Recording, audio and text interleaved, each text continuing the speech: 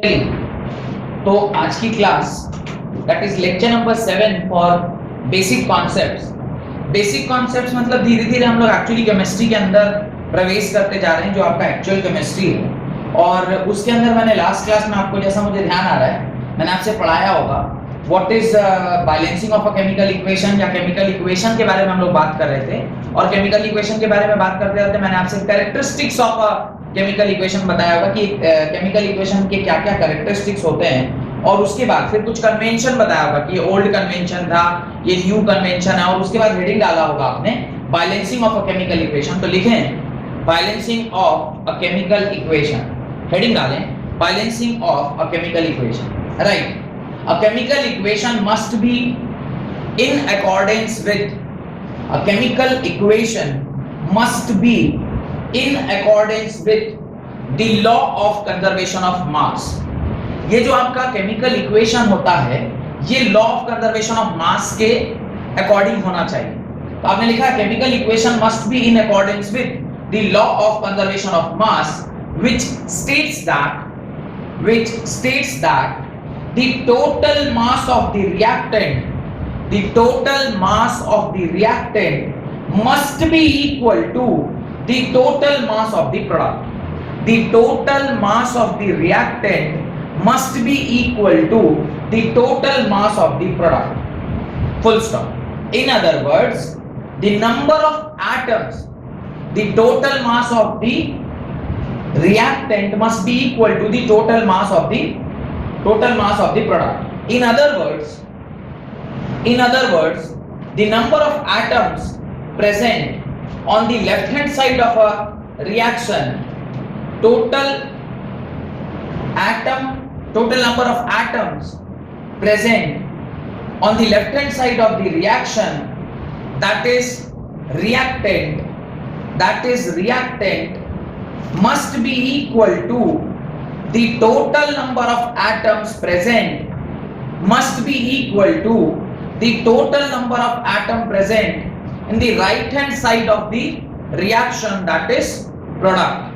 तो जितना reactant side पर एटम की संख्या होनी चाहिए उतना ही क्या होना चाहिए, प्रोडक्ट की साइड पे। यानी जब कभी भी आप रिएक्टेंट टू प्रोडक्ट इस तरह का कहानी लिख रहे हैं कि रिएक्टेंट जो है वो किस में कन्वर्ट हो रहा है, प्रोडक्ट में कन्वर्ट हो रहा है, तो पहला कह रहा है कि mass of reactant must be equal to the mass of product। mass of product के क्या होना चाहिए, बराबर होना चाहिए, पहली बात। और दूसरी बात जो वहां पर लिखी गई है वो ये है, इसी को दूसरे वर्ड्स में अगर डिफाइन किया गया तो ये कह रहा है कि number of atoms on left hand side यानी reactant side must be equal to the number of atoms present on right hand side। तो इस प्रकार से दो रिलेशनशिप जब हम बैलेंसिंग की बात बोलते हैं उसके अंदर आपको समझ में आनी चाहिए कि जितने मास रिएक्टेंट का है उतना ही मास प्रोडक्ट का होना चाहिए। इसका अपवाद मैंने आपसे कहा होगा कि न्यूक्लियर रिएक्शन इज अपवाद to this particular concept. Nuclear reaction क्यों अपवाद है, क्योंकि न्यूक्लियर रिएक्शन के अंदर मास और एनर्जी का क्या होता है, कन्वर्जन होता है, तो वो वहां पर थोड़ा सा अपवाद है। तो number of atoms on the left hand side must be equal to number of atoms on the right hand side. और जितने एटम्स लेफ्ट हैंड साइड में होंगे उसको जब आप उसके मास में लिखेंगे तो क्या होगा, मास ऑफ रिएक्टेंट। सिमिलरली जितने number of atoms on the right side होंगे उसको जब मास से मल्टीप्लाई करेगा तो क्या होगा, मास ऑफ प्रोडक्ट। और मास ऑफ रिएक्टेंट और मास ऑफ प्रोडक्ट अगर बराबर है तो हम क्या बोलेंगे कि वो जो पर्टिकुलर इक्वेशन है वो बैलेंस्ड केमिकल इक्वेशन है। डन। उसके नीचे लिखें देयर आर, ये लिख लीजिएगा उसके नीचे इसको लिख लीजिएगा कि रिएक्टेंट जब कभी भी प्रोडक्ट में कन्वर्ट होता है तो इस प्रकार की चीजें होती हैं। और ये जो हो रहा है ये on the basis of what, this is on the basis of law of conservation of mass के बेसिस पर ये सारी कहानी होती है।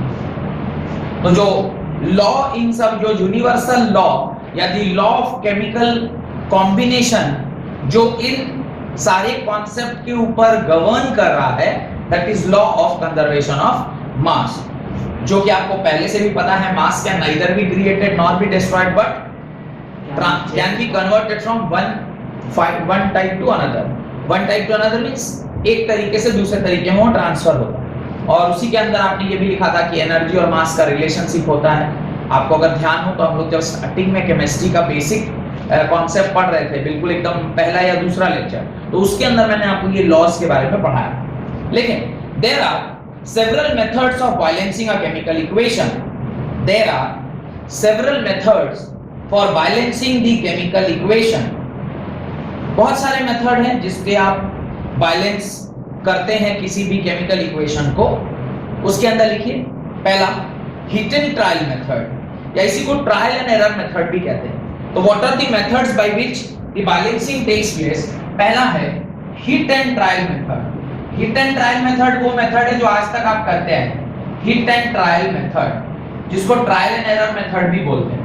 पहले इधर 2 से मल्टीप्लाई किया, देखा उधर क्या हो रहा है, फिर 3 से किया, फिर 4 से किया, एक लॉजिक लगा के आप मल्टीप्लाई करना। सेकंड लिखिए partial equation method. Partial equation method, partial equation method एक ऐसा मेथड है जो जनरली रेडॉक्स रिएक्शन जैसे इक्वेशंस में काम आता है, जहां पे आप क्या करते हैं, रिडक्शन हाफ रिएक्शन लिखते हैं, उसके बाद ऑक्सीडेशन हाफ रिएक्शन लिखते हैं, दोनों को आपस में क्या करते हैं, बैलेंस करते हैं, और बैलेंस करने के बाद जो रिजल्टेंट आपका तुरंत से आ जाता है। Then is oxidation number method. Next is oxidation number method, जो तीसरा मेथड है that is oxidation number method. ये भी एक बहुत ही अच्छा मेथड है जिसको हम लोग पढ़ेंगे। ये सारा चीज रेडॉक्स चैप्टर है अपना, रेडॉक्स रिएक्शन, उसके अंदर पढ़ते हैं। And the last is ion electron method. ये सारा का सारा जो मेथड है हम लोग वहीं पे पढ़ते हैं, आयन इलेक्ट्रॉन मेथड। इलेक्ट्रॉन्स और आयंस को बैलेंस करके जो मेथड होता है,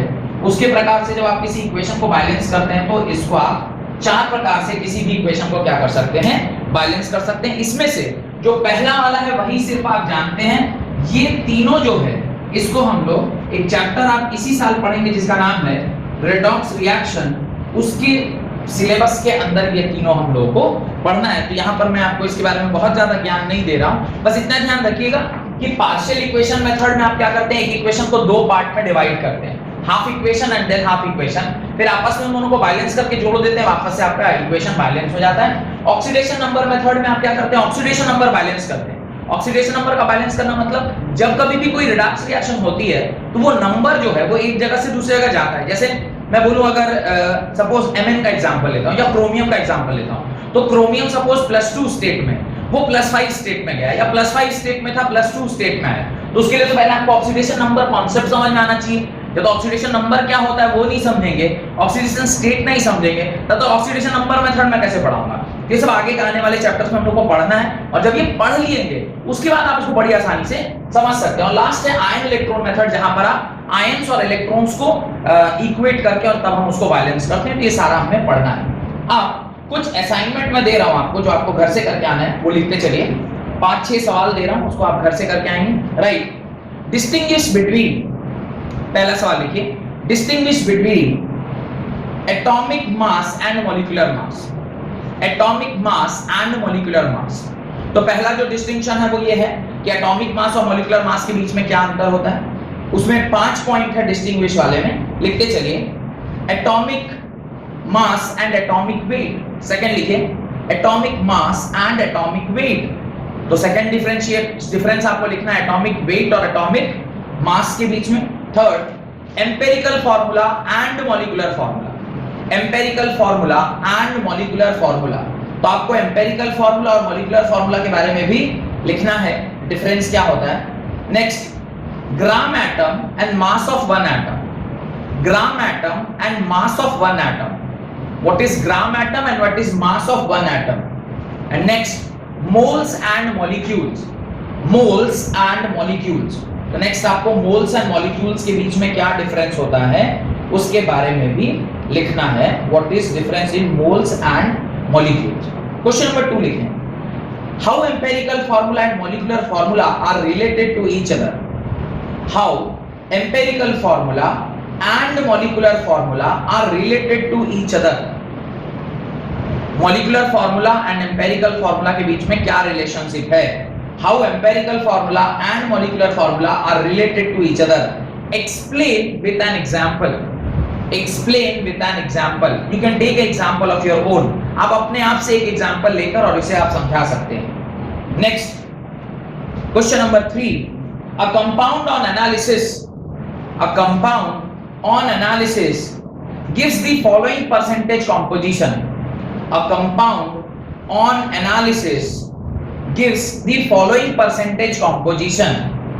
Sodium 14.31%, sodium 14.31%, sulfur 9.97%, sodium 14.31%, sulfur 9.97%, hydrogen 6.22%, oxygen 69.50%.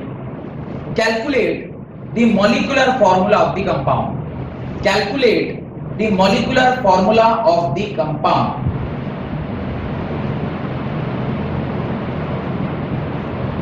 Bracket में लिखिएगा assuming that, ये एक अच्छा सवाल है, इसको जरूर से घर से सॉल्व करके लाइएगा.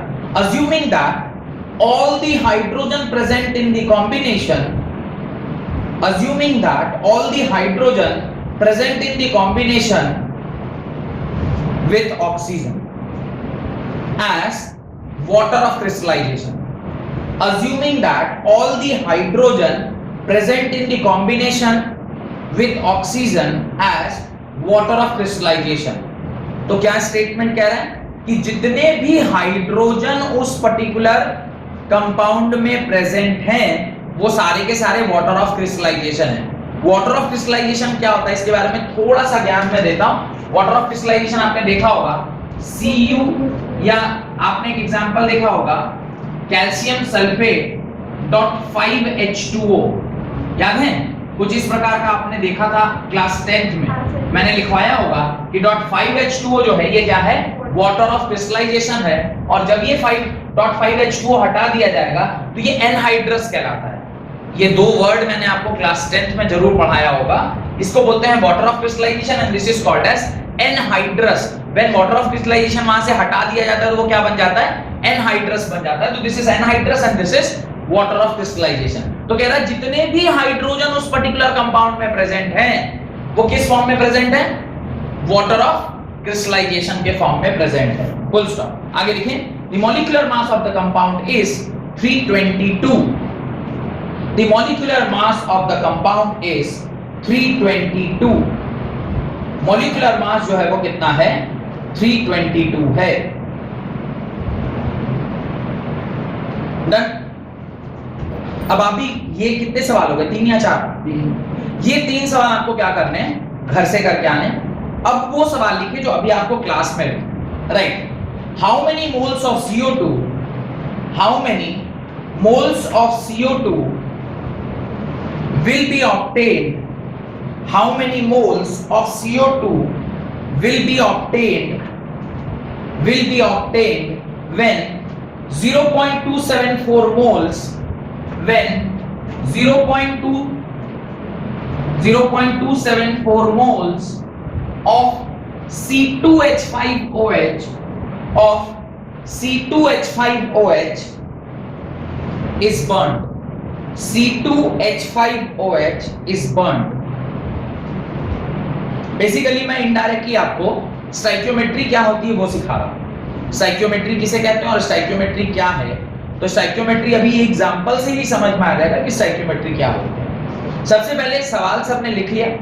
How many moles of CO2 will be obtained when 0.274 moles of C2H5OH is burned. देखिए जब कभी भी इस तरह का सवाल आए तो पहले सवाल को ना डिकोड करना चाहिए. क्या कह रहा है सवाल, क्या बर्न कर रहे हैं, C2O5OH. जब कभी भी हम किसी चीज को बर्न करते हैं तो C2O5OH जिसको आपने बर्न किया है, C2H5OH ये है ना, C2H5OH जिसको आपने बर्न किया है उसको जब कभी भी आप बर्न करोगे तो किसमें बर्न करोगे, O2 के प्रेजेंस में. याद रखिएगा ये एक स्टेटमेंट इस क्वेश्चन के अंदर आपको लिखना चाहिए.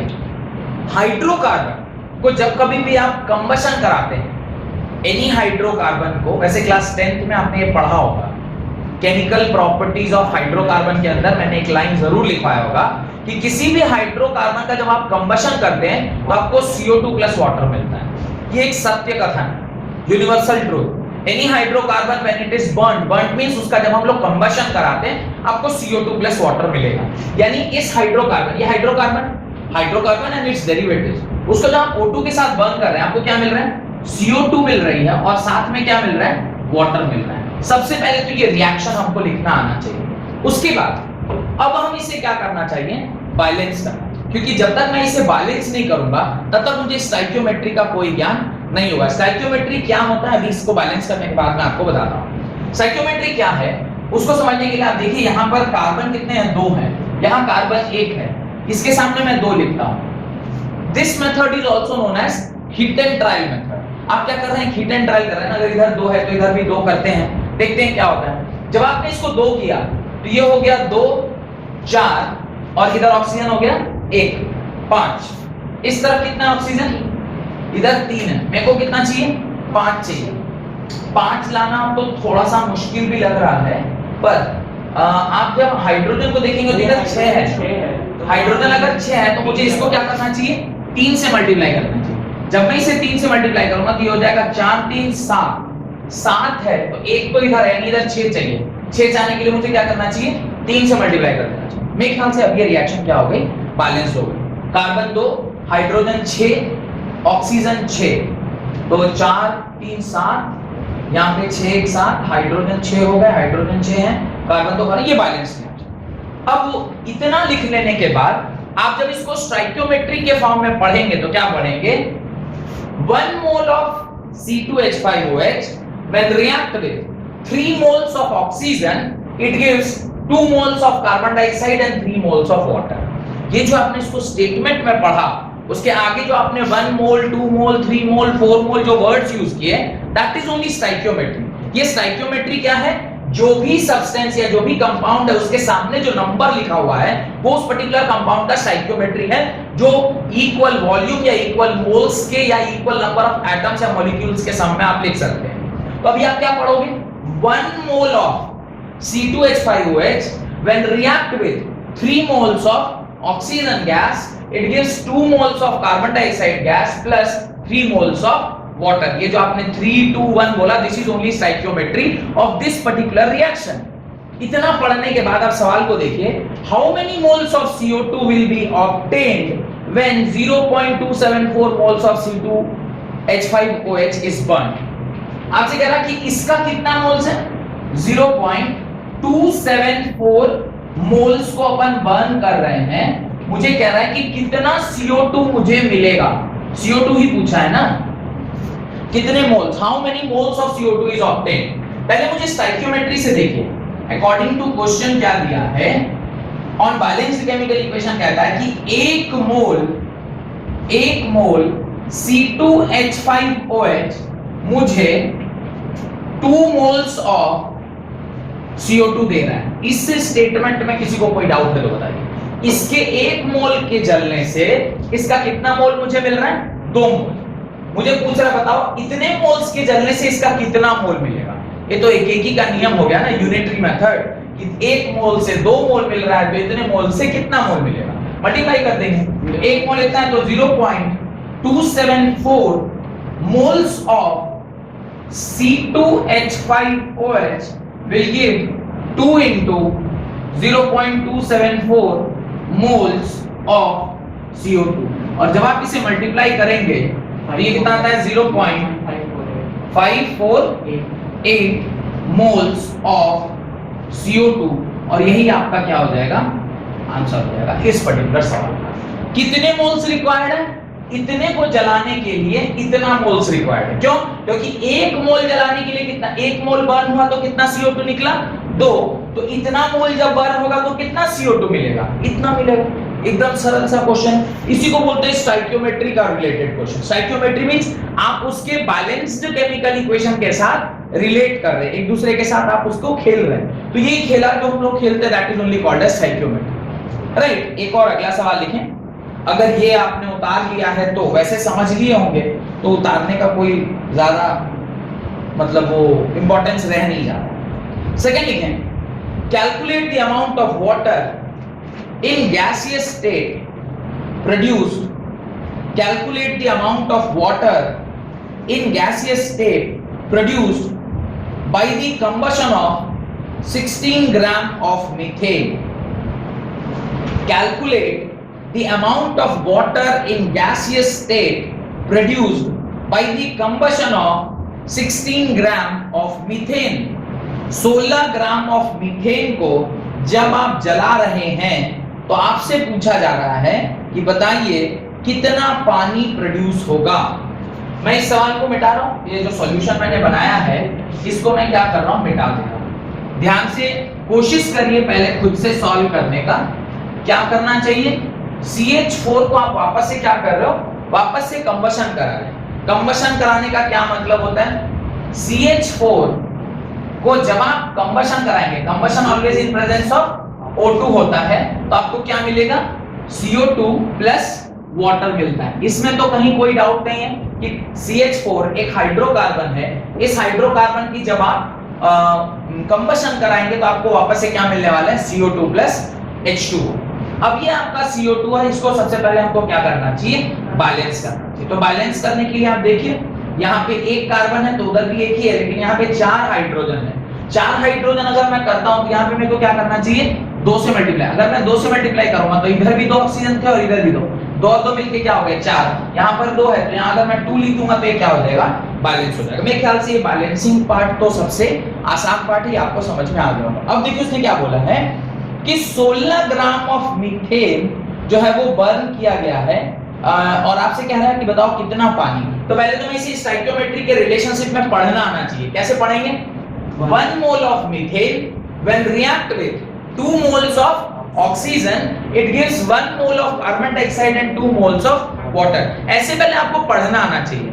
अब मोल का रिलेशनशिप अगर आपको पता है तो मास का रिलेशनशिप भी आप जानते हैं। कैसे, मैं इसका मॉलिक्यूलर मास निकाल रहा हूं। इसका मॉलिक्यूलर मास क्या होगा, इसका मॉलिक्यूलर मास अगर मैं निकालूं किसका, CH4 का, तो CH4 का मॉलिक्यूलर मास निकालिएगा वो कितना आएगा, molecular mass is equal to 1 into 12 plus 4 into 1। इसको सॉल्व करेंगे तो आ जाएगा 12 प्लस 4 दैट इज 16 ग्राम। यानी 16 ग्राम में पूछ रहा है कितना निकलेगा, और 16 ग्राम ही 1 मोल के बराबर है कि नहीं, 16 ग्राम इज इक्वल टू 1 मोल और नॉट। इसमें कोई डाउट, क्योंकि आपने मास और मोल के बीच में एक रिलेशनशिप लिखा था ना कि 1 mole is equal to either molecular mass और atomic mass of that particular compound. तो 1 मोल किसके बराबर, 16 के बराबर। अगर 1 मोल 16 के बराबर है तो आप रिलेशनशिप क्या जानते हो, 1 mole of CH4 gives 2 moles of water। ये रिलेशनशिप आपने कहां से लिखा, from the balanced chemical equation that is stoichiometry of the reaction से आपने लिखा है। तो अब आपसे पूछ रहा है कि 1 मोल से अगर मुझे इसका 2 मिल रहा है तो आपको पूछ रहा है 16 ग्राम में कितना मिलेगा। ऑब्वियसली तो अगर 1 मोल को मैं क्या लिख सकता हूं, 16 ग्राम ऑफ CH4 gives, आप क्या लिखोगे, 2 into whatever is the molecular mass of this। तो इसका molecular mass कितना है, पहले मुझे जो है ना 2 मोल मुझे मिलेगा। अब 2 मोल मतलब 1 मोल होता है 18। वाटर का molecular mass निकाल लो, molecular mass of water is equal to क्या होगा, 2 into 1 plus 1 into 16। इसको लिखेंगे 2 plus 16 that is 18 ग्राम। तो ये मोल्स की जगह पर मैं क्या लिख सकता हूँ, 18 ग्राम ऑफ वाटर और 2 into 18 that is equal to 36 gram of water. सवाल में उसने क्या पूछा था, 16 ग्राम मीथेन के बर्न होने पर कितना ग्राम पानी मिलेगा। आपका आंसर होगा 16 ग्राम के मीथेन को बर्न करने पर 36 ग्राम ऑफ पानी मिलेगा, और यही आपका इस सवाल का क्या हो जाएगा, आंसर हो जाएगा। तो समझ में आ रहा है किस प्रकार से आप स्टोइकियोमेट्री जो है वो कितना आसान है, बशर्ते आपको समझ में आना चाहिए। और जैसे जैसे कॉन्सेप्ट को और थोड़ा डिटेल में देखेंगे, मैं ना सबसे आसान सवाल आपको करवा रहा हूं। अभी इसमें लिमिटिंग कॉन्सेप्ट का, लिमिटिंग रिएजेंट का कॉन्सेप्ट अभी नहीं आया है, उसके मैंने सिंपल से जो क्वेश्चन हो सकते हैं वो कराऊंगा। और इसी को करते करते हम अचानक से कब लिमिटिंग रिएजेंट वाले क्वेश्चन में चले जाएंगे आपको पता नहीं चलेगा। Right, calculate the amount of KClO3 needed, calculate the amount of KClO3 needed to supply sufficient oxygen calculate the amount of KClO3 needed to supply sufficient oxygen for burning of 112 liter of CO gas at NTP. 112 liters of sufficient oxygen for burning of 112 liter of CO gas at NTP. At NTP. मैं वापस एक बार question पढ़ रहा हूं.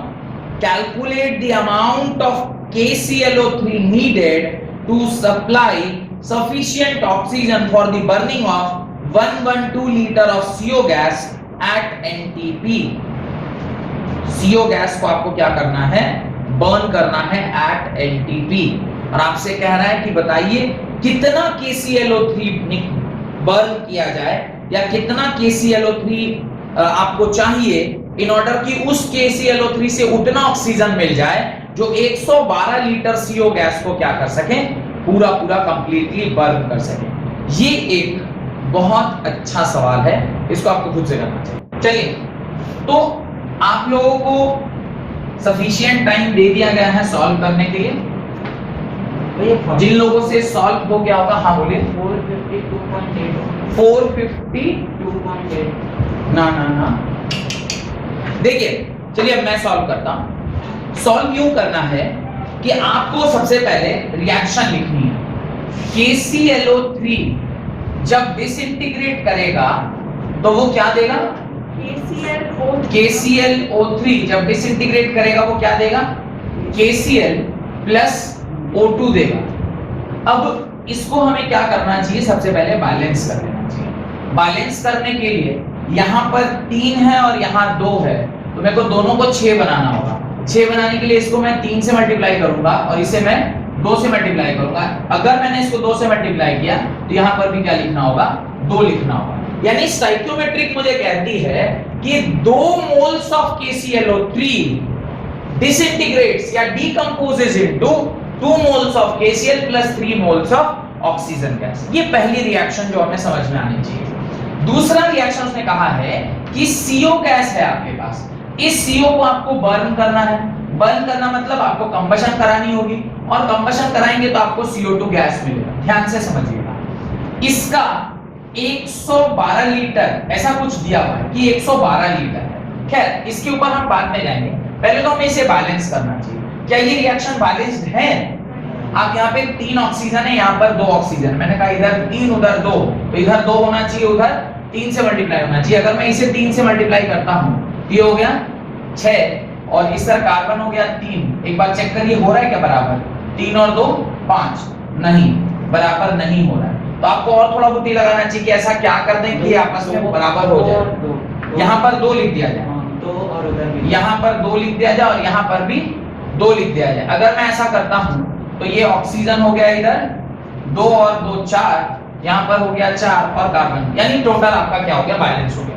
अब ये जो oxygen है इसको भी जरा पढ़िए, इस लाइन को भी जरा पढ़िए.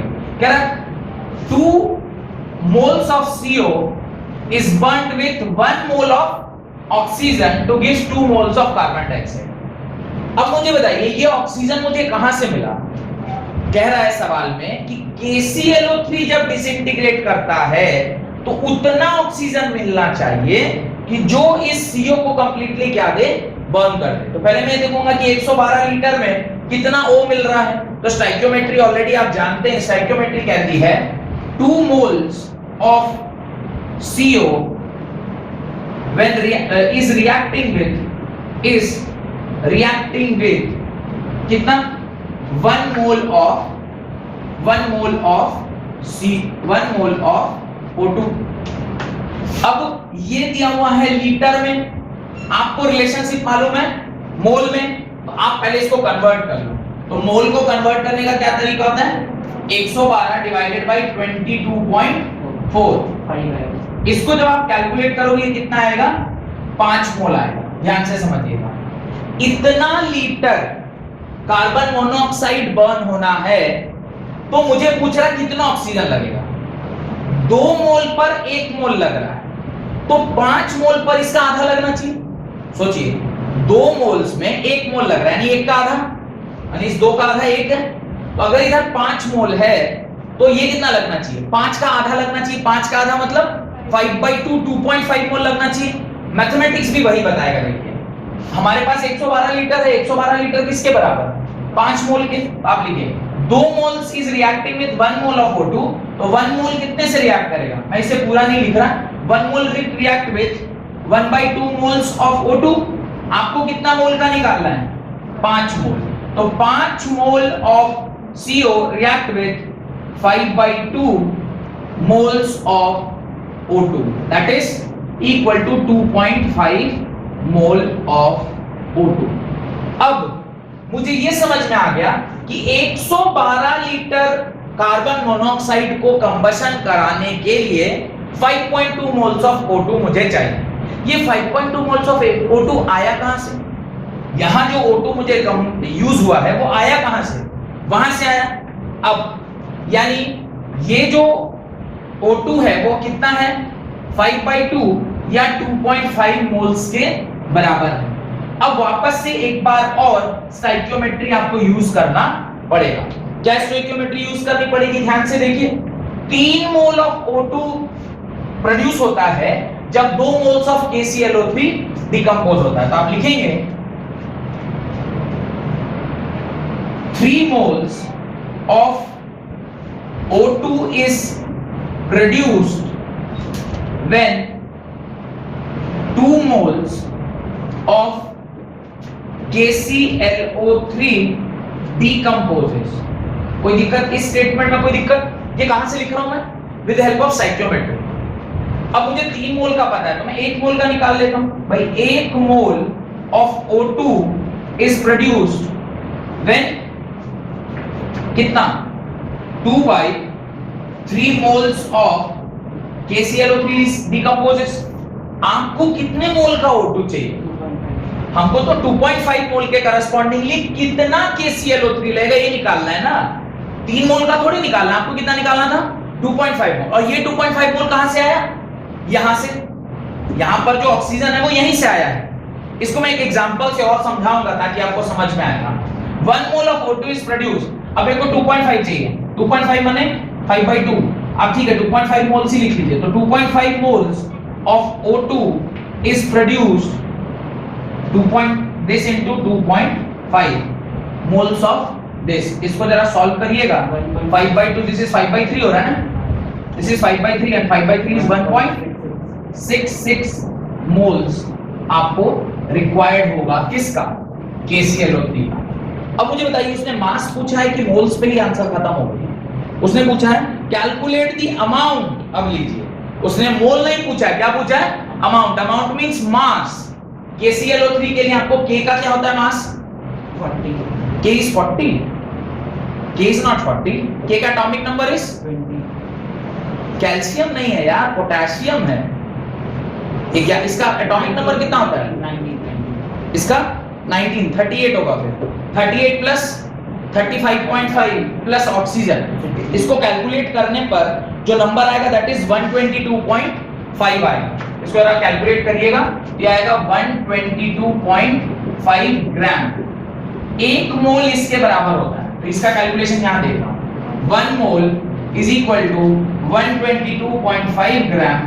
तो आपको कितना चाहिए, 5/3 मोल का मास चाहिए, तो वो होगा 122.5 into 5/3। जब आप इसे सॉल्व करेंगे तो कैलकुलेटर से जरा कैलकुलेट करिए, 122.5 into 5/3 कितना आता है।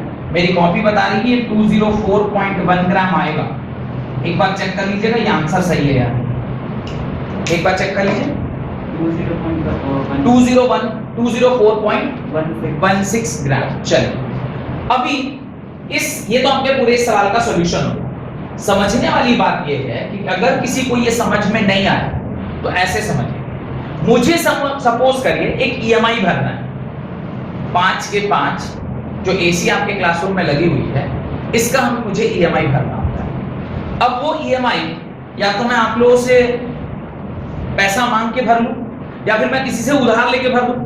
अल्टीमेटली 7,000 का डिडक्शन मेरे अकाउंट से ठीक 5 तारीख को हो जाता है इस AC का। समझिए बात, ये वो पैसा है जो डिडक्ट होना है मेरे अकाउंट से। मेरे पास अगर ये पैसा नहीं है तो मैं किसी से मांगूंगा और एग्जैक्टली उतना ही मांगूंगा जितना मेरा डिडक्ट होने वाला है। इस सवाल में भी वही है। यहां पर जो O2 है वो इसके साथ क्या कर रहा है, कंबाइन करके कंप्लीटली कंज्यूम, मतलब टोटल कंबशन हो रहा है। यहां पर जितना O2 मुझे रिक्वायर्ड है ये आया कहां से, ये आया वहां से। आपसे पूछ रहा है कि जितना O2 यहां मुझे मिला है उसके करस्पॉन्डिंगली ये कितना होना चाहिए। तो इसको ना मतलब सीधा नहीं सॉल्व करना है, उल्टा सॉल्व करना है।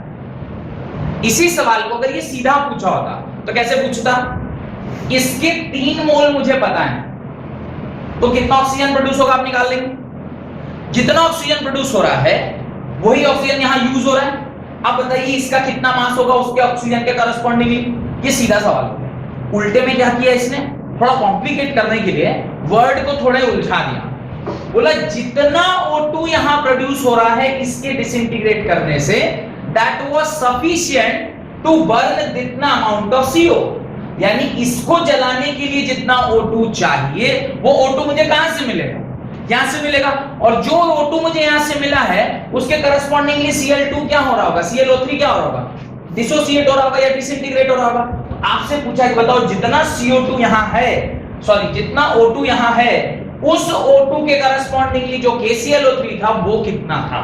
सवाल यही पूछा है, calculate the amount of KClO3 added to supply sufficient oxygen for burning of 112 litre of carbon monoxide at NTP। Done, समझ में आ गया लॉजिक। हेडिंग डालें। अच्छा लिखें steps to solve the problem related to stoichiometric calculation. Steps लिख लीजिए।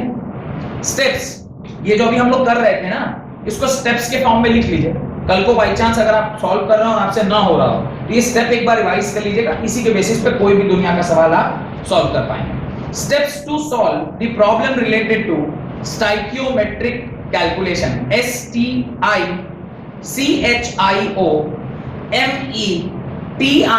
Stoichiometric calculation. पहला, write the balanced chemical equation. Step number 1, write the balanced chemical equation. Second, write the stoichiometric coefficient. Write the stoichiometric coefficient. Write the stoichiometric coefficient that shows the moles of respective substance. Write the balanced chemical equation. दूसरा, write the stoichiometric coefficient that shows the moles of respective substance. ध्यान कीजिए यहां पर हम लोगों ने जो balance किया है उसी के बेसिस पर ना मैं स्टेटमेंट बोल रहा था कि 2 moles of KClO3 gives 2 moles of KCl plus 3 moles of oxygen। तो ये सेकंड वाली लाइन भी क्लियर हो गई। Write the stoichiometric coefficient that shows the moles of respective substance. तीसरा point, convert moles into required quantity. Convert moles into required quantity. इसके पहले वाले सवाल में जहां पर आपको 16 ग्राम दिया गया था तो आपने मोल्स को किस में कन्वर्ट किया था, ग्राम में। इस वाले सवाल में मोल को किस में कन्वर्ट किया, लीटर में। तो आपको जिस भी पर्टिकुलर क्वांटिटी में उसको कन्वर्ट करना है आप उसमें कर दीजिए।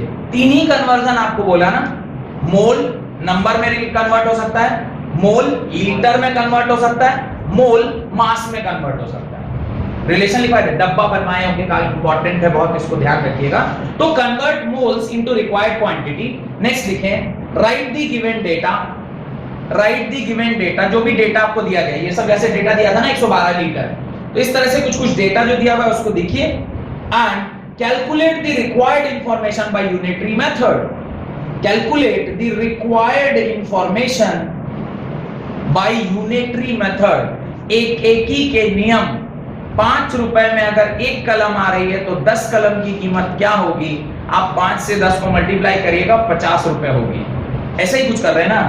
2 moles CO is reacting with 1 moles of O2, then 5 moles of CO will react with how many moles of O2? 5/2 moles of O2। तो आपने क्या किया, एक ही का नियम लगाया। एक का नियम बचपन से हम पढ़ते आ रहे हैं। तो जो 5 रूल आपने लिखे हैं आप उसको देखिए कि सवाल को सॉल्व करने में वही 5 नियम हमने काम में लिए हैं कि नहीं लिए। तो ये स्टेप्स हैं, इसको ध्यान रखिएगा। हेडिंग डाले limiting reagent and access reagent. Limiting reagent and access reagent. What is limiting reagent and what is access reagent, उसको भी मैं समझाता हूं। कॉन्सेप्ट क्या है लिमिटिंग रिएजेंट का, उसको अभी हम लोग समझते हैं। देखिए बहुत ही अच्छा कॉन्सेप्ट है लिमिटिंग रिएजेंट का। किसी भी केमिकल रिएक्शन में लिमिटिंग रिएजेंट हम उसको बोलते हैं जो थोड़े कम मात्रा में अवेलेबल है। लिमिटिंग रिएजेंट किसको बोलते हैं, जो थोड़े कम मात्रा में अवेलेबल है, यानी जो मेरे रिएक्शन को क्या कर दे, लिमिट कर दे। इसको ऐसे समझिए, एक खेला आप लोग बचपन में खेले होंगे चेन वाला, कि आपस में सब एक दूसरे का हाथ पकड़ा रहता है और जो एक आदमी है वो हाथ तोड़ के अंदर घुसना चाहता है, पर यू ऑल डोंट वांट कि वो अंदर आए। अगर वो जिस जगह से वो तोड़ के अंदर आएगा वो फिर बाहर निकल जाता है, ही होल्ड्स द हैंड। अब जो आदमी वहां से बाहर घूम रहा है उसकी क्या टेंडेंसी होगी, मैं कहां अटैक करूं, मैं वहां अटैक करूं जो सबसे वीकेस्ट जो चेन का लिंक है, सबसे बुद्रू जो बच्चा उसमें खेल रहा होगा, या फिर जो सबसे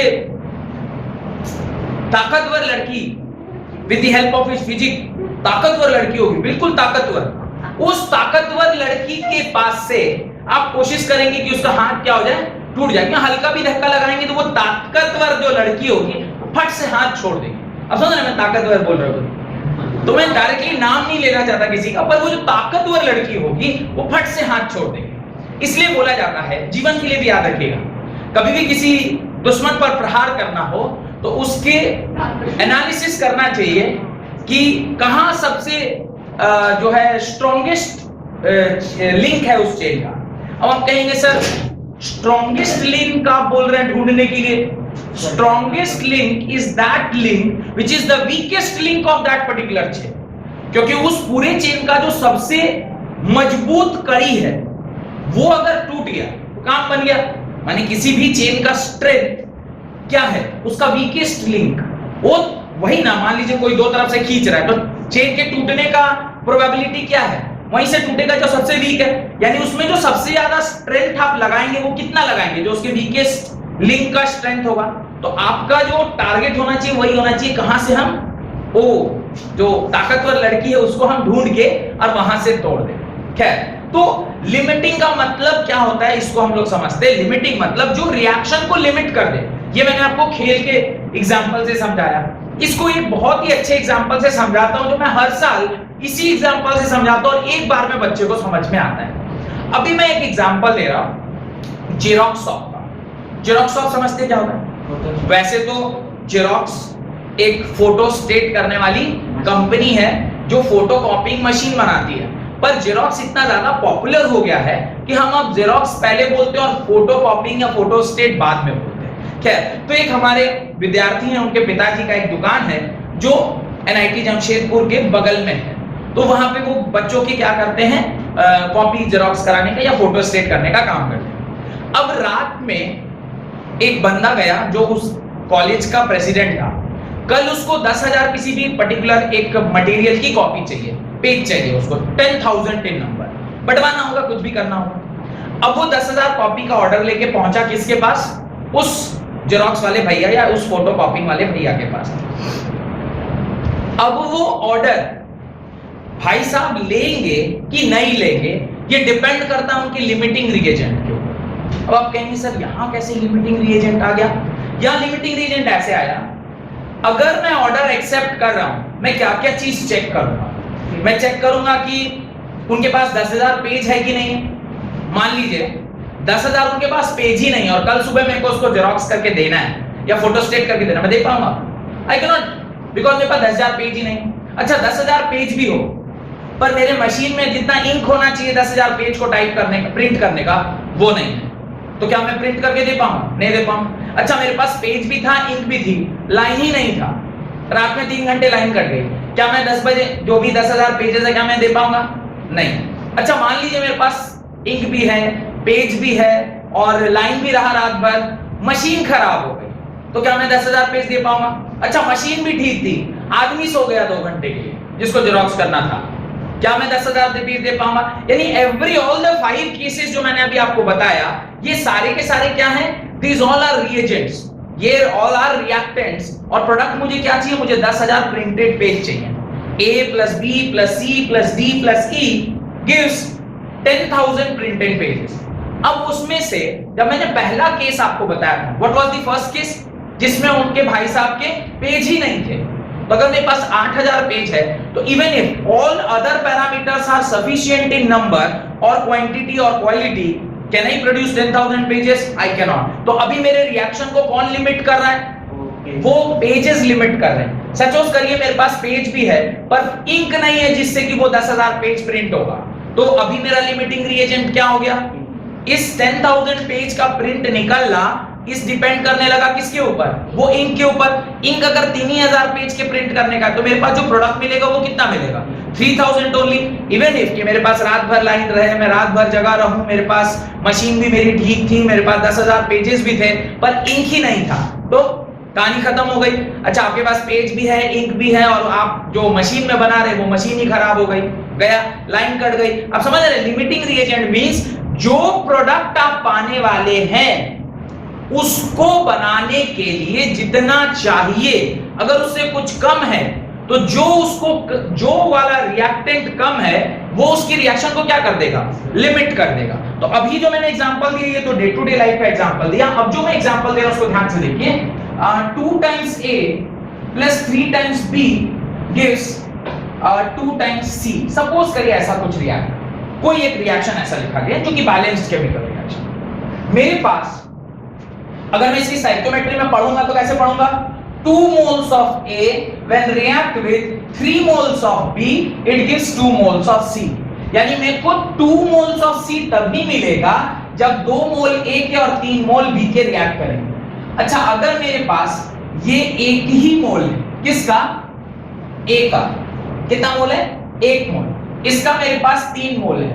अब मुझे बताइए what will be the number of C produced? C कितना प्रोड्यूस होगा? 1 मोल होगा कि 2 मोल होगा? इसके 2 मोल से इसका कितना मिल रहा है? तो इसके 1 मोल से इसका कितना मिलेगा? इसके 1 मोल से 1 ही मोल मिलेगा.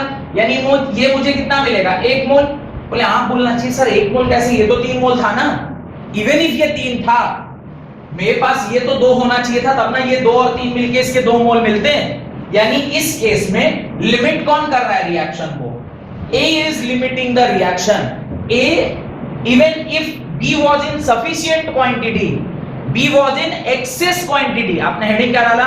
Limiting reagent and excess reagent. Even if B was in excess, B ज्यादा में था, माने क्वांटिटी उसकी ज्यादा थी.